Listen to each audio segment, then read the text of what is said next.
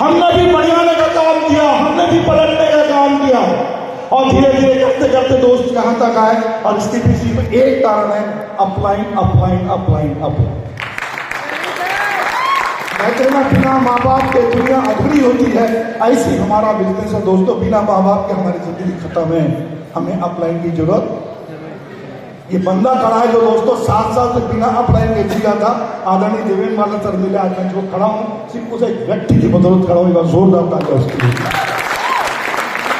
एक बात याद रखना दोस्तों, ये बिजनेस को आप अपने कंपनी के डायरेक्टर के लिए नहीं कर रहे हो। हमें ऐसा लगता है कि हम उनके लिए कर रहे हैं। हम कंपनी के डायरेक्टर के लिए नहीं कर रहे, हम अदोसा के पिलर के लिए नहीं कर रहे, हम अपने अपलाइन के लिए नहीं कर रहे, हम कर रहे हैं अपने माँ बाप, अपने बच्चे, अपने परिवार के लिए कर रहे हैं।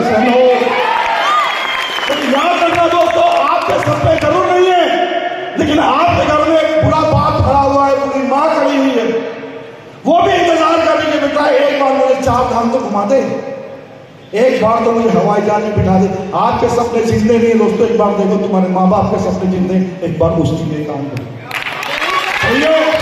तो दोस्तों बिजनेस को ट्रीट मत करना, लगातार चलना, तकलीफें आएंगी और एक समय के बाद ऐसा होगा कि आप भी यहाँ आकर के दहाड़ोगे और दुनिया आपकी बात को सुनेगी।